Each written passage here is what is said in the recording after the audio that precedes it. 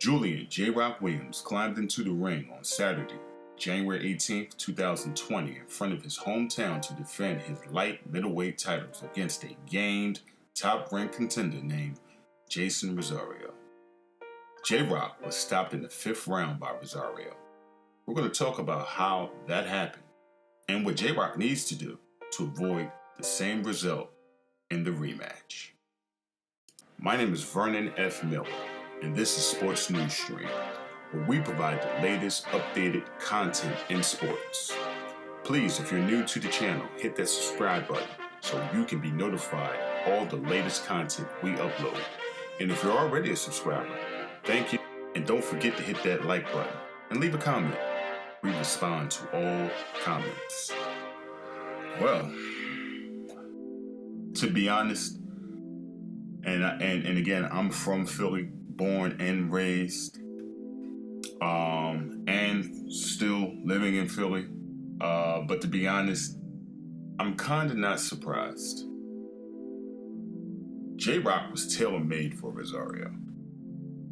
J. Rock isn't the type of boxer that's going to present a lot of movement, a lot of head feints, period, angles, moving east to west. He's not even really moving north-south. You know, he's pretty much taking the shots. And when you have a boxer like that, it's pretty much what I call a human heavy bag. I mean, you know, J.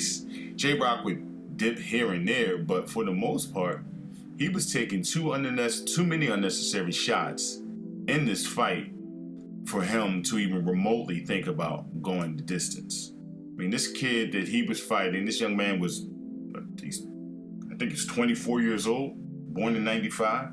He's got 19 wins going into this fight, 13 knockouts, 1 draw, and 1 loss. So this kid was a gamed fighter.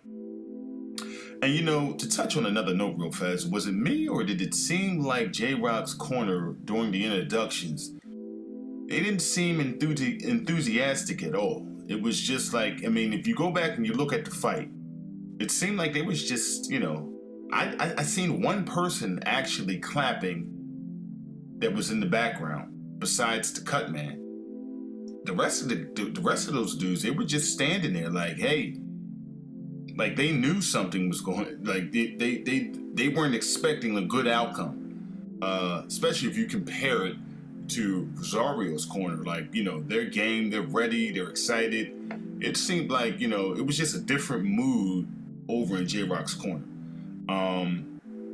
Maybe that's just me, but solid. And he was just eating these punches, and J. Rock would land a great punch, a great straight, and it seemed like Rosario ate that, and as he ate it, he came back with a combination of, it's not even counters. Like, this guy, you punched this dude in his face, he ate it, and he came back with a 2-piece, and you caught both shots. I didn't understand it. No adjustments. You're throwing uppercuts in the middle of the ring as your lead punch.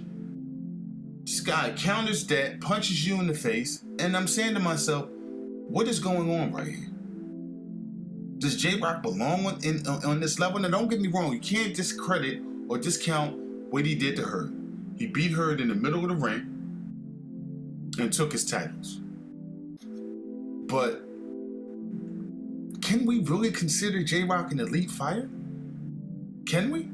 I mean, don't get me wrong. I mean, this guy, Rosario, he's a game contender, but this was supposed to be a guy that you should have beat. This was supposed to be a guy that you were supposed to strategically outbox, take him into deep waters, and then finish him off. If not finish him off, at least get the TKO. You weren't supposed to lose at all, but you definitely wasn't supposed to lose in a dramatic fashion that you lost. I mean, this guy pretty much stopped you early. I mean, early. Nothing long about this. 5th round, I believe, early. This dude stopped you.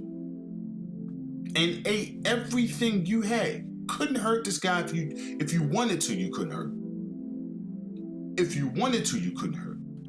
You're standing in front of him, you're circling to his power hand, you refuse to go to the other side, the opposite side, so you can at least dip and counter the jab and work from there. No head movement. And sometimes when you look at J-Rock, you can see the scar tissue and around the eye area and around the face area because of the shots that he's taking. And it doesn't really remind me of a slick Philly fighter. Where a lot of the Philly fighters, we go by hitting and not getting hit. It's almost like he reminds me of Rocky Balboa sometimes. He's just taking unnecessary shots. And again, I think Rosario is a game, young, strong, solid fighter, but he looked like he wasn't presenting anything complicated or complex to overcome or to adjust. So with that being said, there is a rematch clause, so there will most likely be a rematch. J-Rock is going to have to figure out a way to be a little bit sleeker, a little bit faster, present some ring movement, some ring generalship, or it's going to be the same result. He's going to have to slip, he's going to have to counterpunch, he's going to have to tie up, he's going to have to go ahead and don't let this guy walk him down. Move around, head bobbing, head moving, take him into deep waters so you can definitely show your skill set. If not, it's going to be the same result. With that being said, that's all we have for right now. We're on to the next one. Thanks for the support.